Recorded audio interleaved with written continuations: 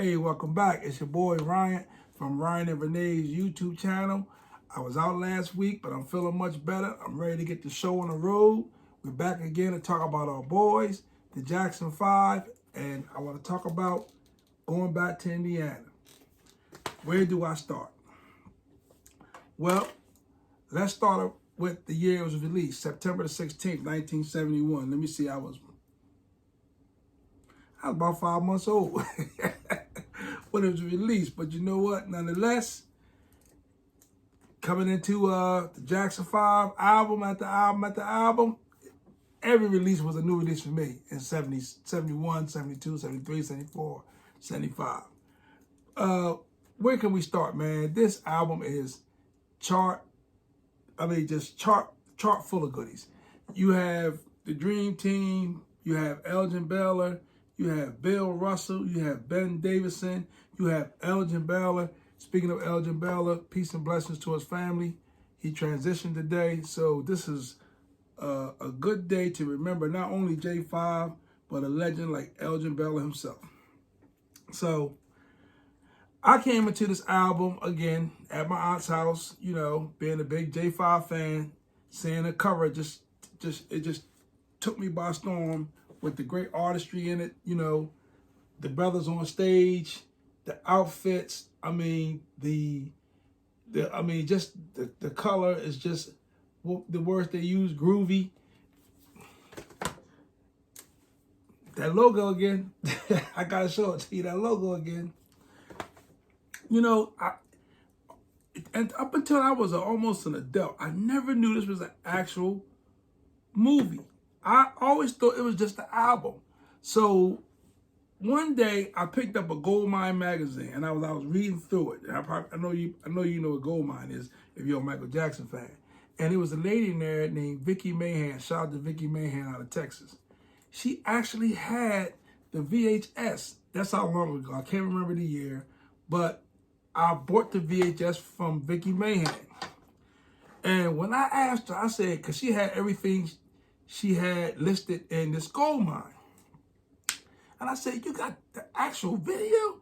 I said, I wasn't no video. She was like, oh, yes, it is, buddy. Yes, it is. It was a whole show because I never saw it. I just thought it was an album. So I went around singing this show and I knew the whole thing by heart. You know, the Bill Cosby part, this your roving reporter, Scoop Newsworthy, standing in front of the actual rehearsal hall where the Jackson 5 was preparing for the Indiana concert. We would take your side, well, you know. Anyway, so when I finally got the VHS tape, and believe me, I paid a handsome price for it. I finally got it. When I saw it, I mean, it blew my mind because just looking at the album, you know, just drinking in every picture of the brothers, you know, doing their thing.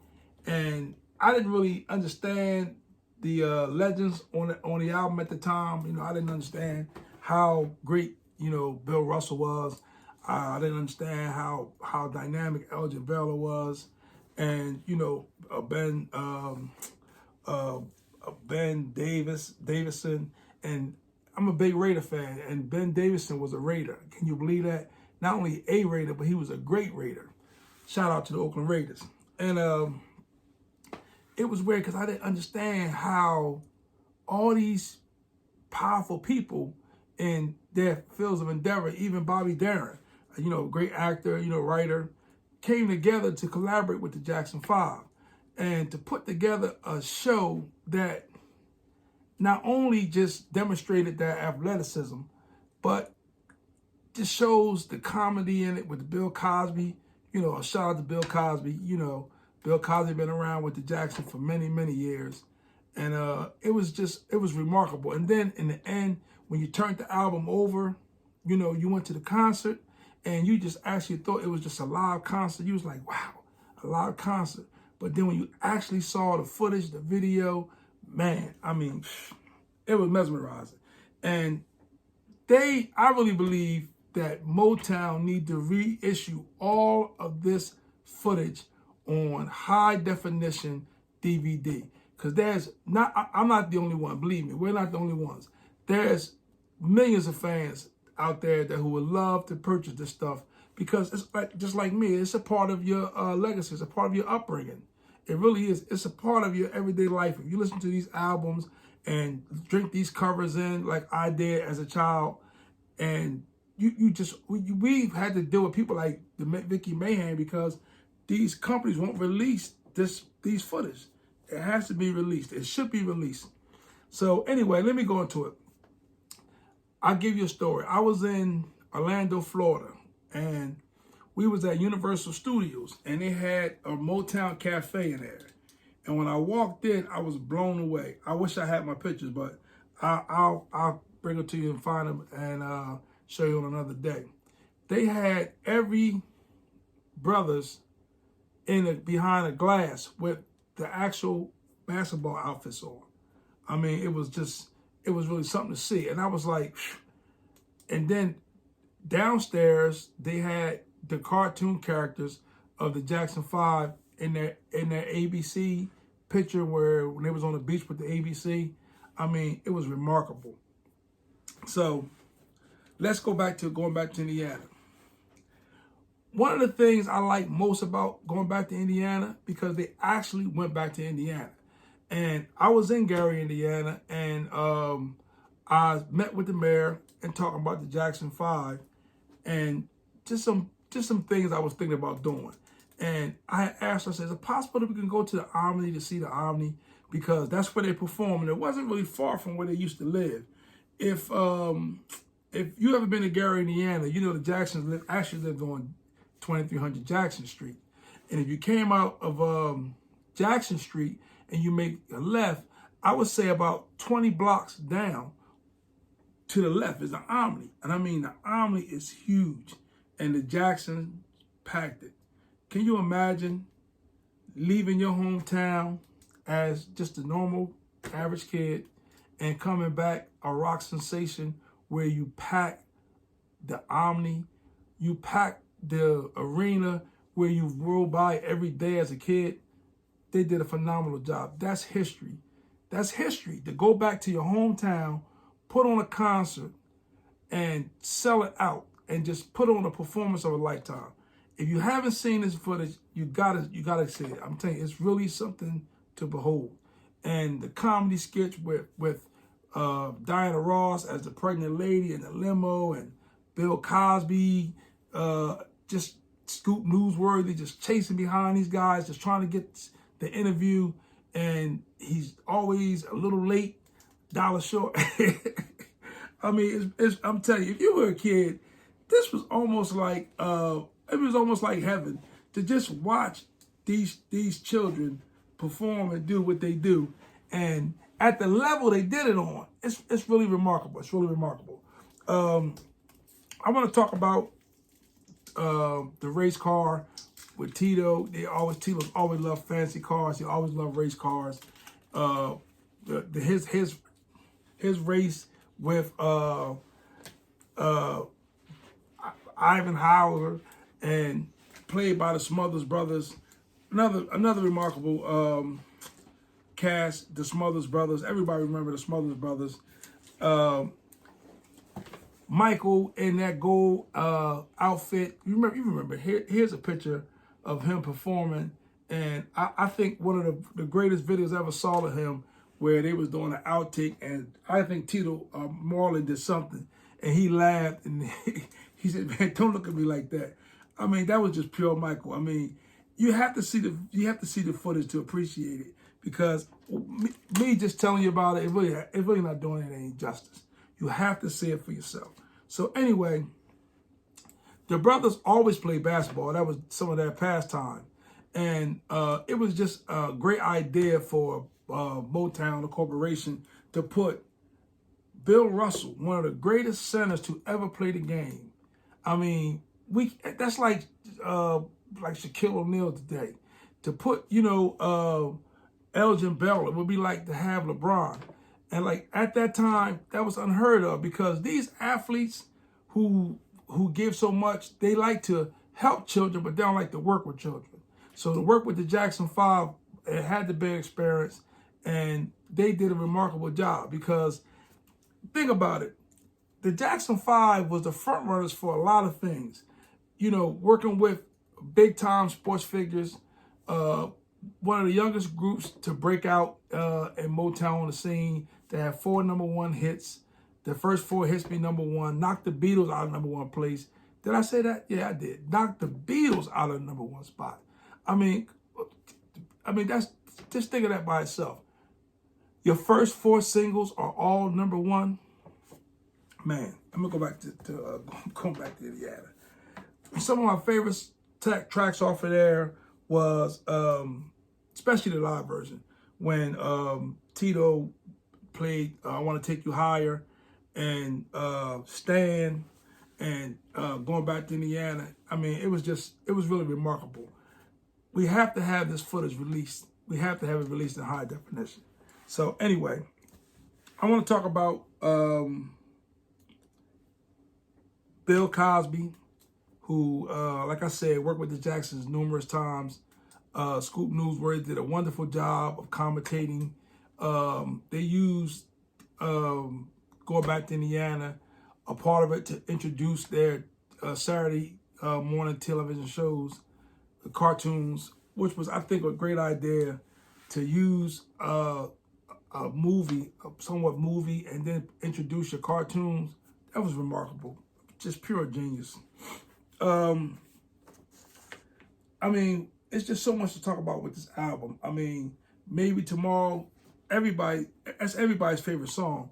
To hear Michael and them do that, like up close and personal, where it wasn't nothing real sophisticated. It was just the brothers, round circle, playing a song, belting out the tunes, pure vocals. Remarkable. So I want to also talk about the artistry. I mean, I don't know who did the cover, but the cover, it looks, what's the word I'm looking for? Futuristic. Futuristic. That's right, futuristic. I got help from my aide back there. I mean, just the futuristic cover. And, you know, I have a T-shirt like this, and I can't find it, but I got to find it. You know, it's somewhere, it's misplaced, it's somewhere here, but I got to find it. And, I mean, we have to, I wish I could play some of the music, but, you know, for certain reasons, we just can't. We won't. And I'm looking at some of the pictures, man. It's so nostalgic. You know, I just want to show you the inside of the album cover. You know, the inside of the cover is just remarkable. And you know what? I want to give a shout out to a Damon, a.k.a. Lost Boy Nibs, because when we were in Atlantic City and we were going backstage to meet the Jackson, he actually had the forethought to create the Jackson 5 going back to Indiana dolls. I have never seen them before in my life. I'm quite sure you have never seen them. It was his vision to bring forth dolls that replicate the Jackson 5 on stage in on that Gary, Indiana special. And I want to give a shout out to Julie Bell for making those dolls. And I had to say, brother, I was so impressed with those dolls that I asked Julie Bell to make me a set. So shout out to you, brother, because it was your idea and you let me know it was possible to have it done.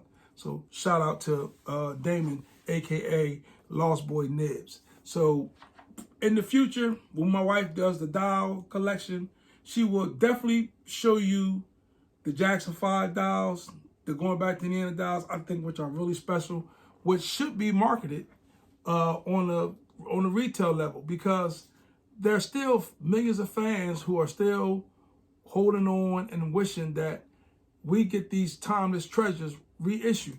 And we know y'all reissue the music, but you have to release the footage. You have to release the actual footage, because there will never be another Jackson 5 and there will never be another going back to Indiana. Super special. So anyway, you know, I was low under the weather, so I'm not going to keep it real long. I'm going to keep it short. But I want you to be sure to tune in this Wednesday to my wife's Thriller Night. It's going to be fantastic. You don't want to miss it. She's going to be doing Thriller, and you know she's the professional. So anyway, I want to give a shout out again to the late, great Elgin Baylor. I want to really thank you for taking the time, Mr. Baylor, to record such a historical video with a historical group like the Jackson 5.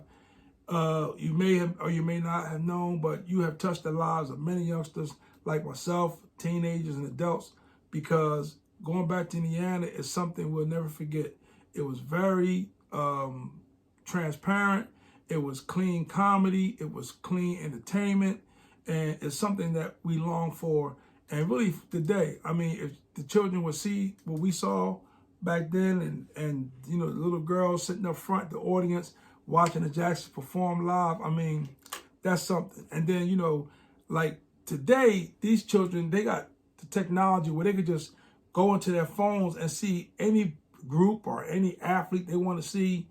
And it's right there at their disposal. But coming up, you know, when we were young, I mean, to see our group, if you missed it on television, Soul Train, or if you missed the midnight special, you just missed it. You never saw it again.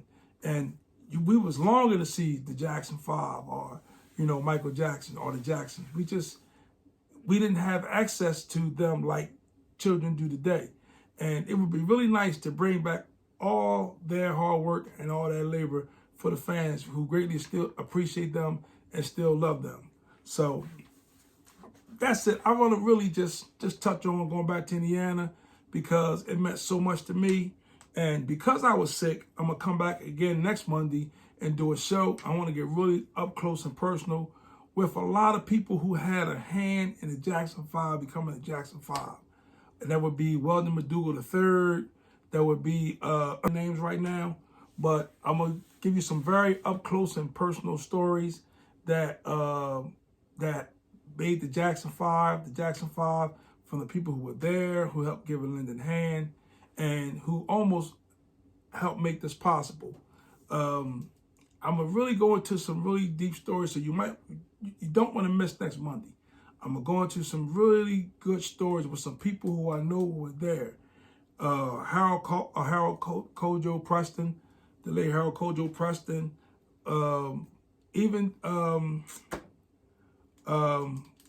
Kenny Gamble. I had had many interactions and running with Kenny Gamble, who helped produce some of the Jackson 5 greatest albums like The Jacksons and Going Places, which is a couple of my favorite albums, especially some of the songs on The Jacksons, which is The Style of Life, and a thing about the good times, the personal conversations we had about Michael's dream of using some of those synthesizers he used on that Good Times. So you don't want to miss next Monday. You want to be here again and to tune into Ryan and Vernay's YouTube channel. So for now, I'm going to say goodbye, but I will definitely see you next Monday. So see you then.